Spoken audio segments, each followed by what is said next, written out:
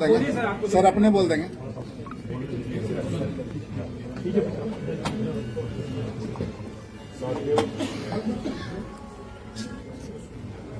आप सबने देखा और आज के ऐतिहासिक दिन के गवाही बने।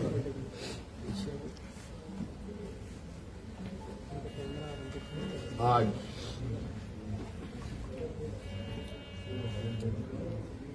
भव्य शपथ ग्रहण के बाद नई सरकार गठन के मार्ग प्रशस्त हुए हैं। उसके पश्चात आज हम लोग प्रगति भवन में आए हैं और बहुत सारे बिंदुओं के साथ पदाधिकारियों को निर्देश भी दिया गया। उनमें से कुछ महत्वपूर्ण बिंदु हमारे सामने थी जिसका हम लोगों ने निष्पादन किया। आप सब लोगों ने देखा और आप सब लोगों को मालूम है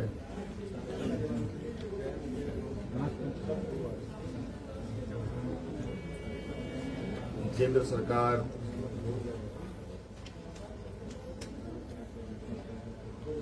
देश की रक्षा हेतु अग्निवीर जैसी कार्यक्रम को चला रही है।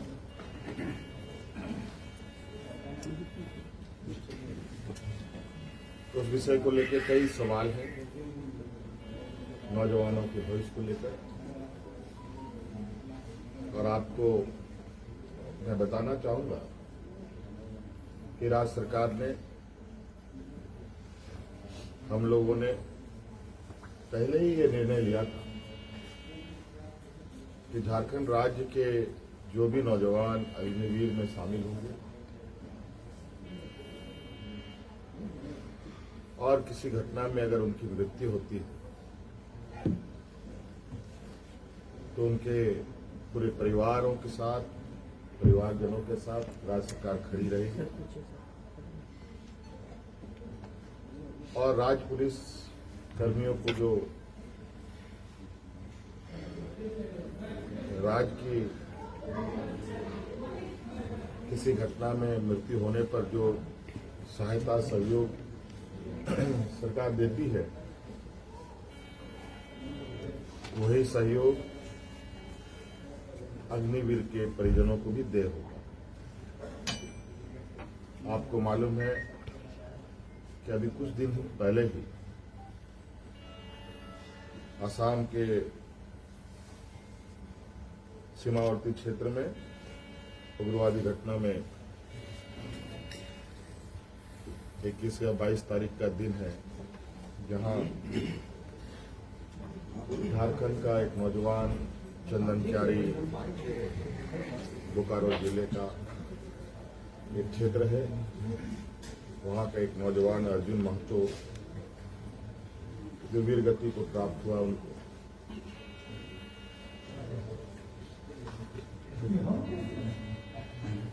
और आज हमने उनके परिजनों को बुलाया।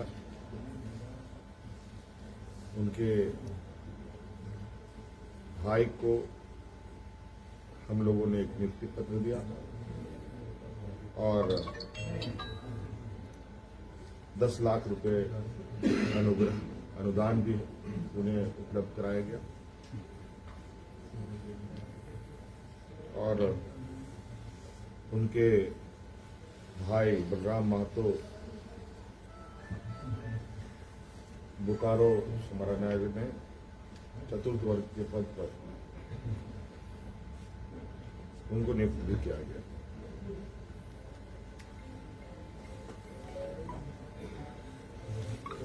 लगभग मुझे लगता है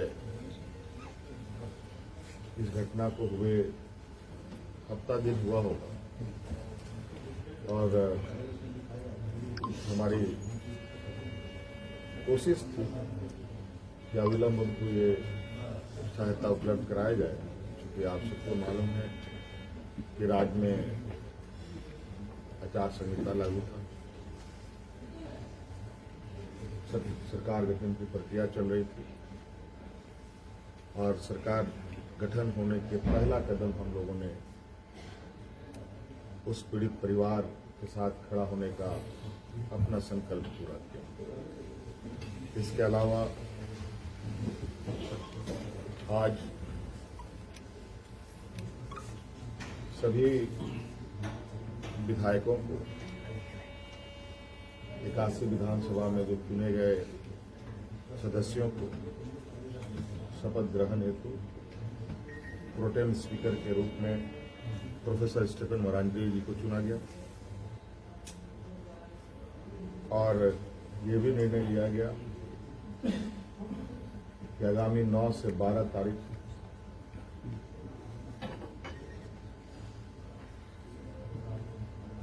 सरकार का प्रथम सत्र आहूत होगा और ये भी निर्देशित किया गया कि जो हमने निर्णय लिया था कि मैया सम्मान योजना के तहत दिसंबर माह से महिलाओं के खाते में 2,500 रुपये देने का उसे भुगतान किया जाएगा प्रतिमाह।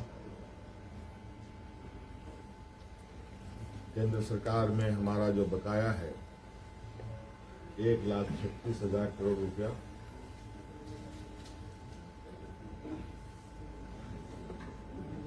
जो केंद्रीय सरकारी उपक्रमों पर है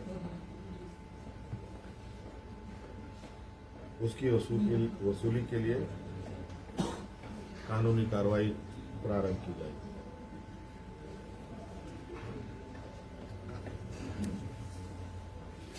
आपको पता है ये राज्य देश का सबसे पिछड़ा राज्य है।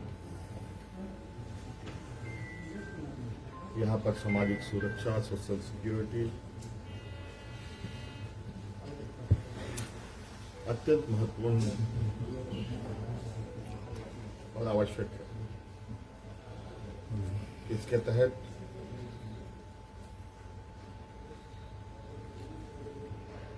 राज्य के गरीब गुरुआ लोगों को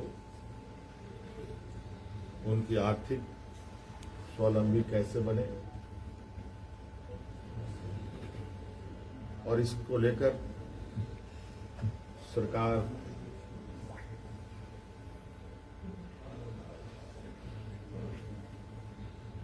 को अपने अपनी आय बढ़ाने की आवश्यकता होगी। इसके लिए नए स्रोत खोजे जाएंगे। खनन क्षेत्र में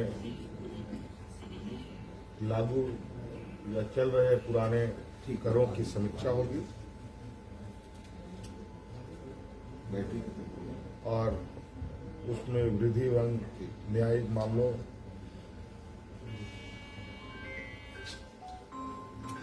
जो लंबित है उन सबको त्वरित गति से खत्म किया जाएगा।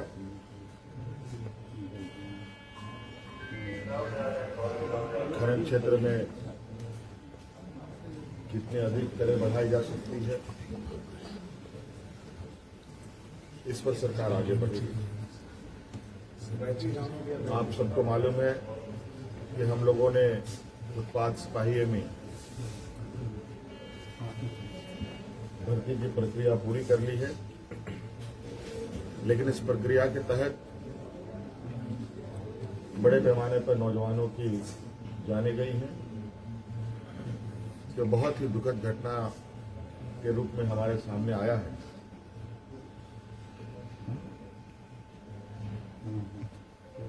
क्योंकि भविष्य में भी बड़े पैमाने पर पुलिस की बहाली होनी है, इसलिए अविलंब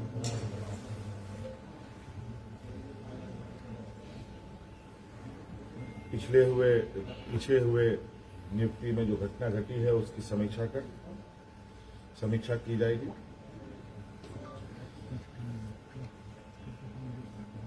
राज्य में सभी पदों पर नियुक्ति के लिए जेपीएससी और जेएसएससी तथा अन्य प्राधिकार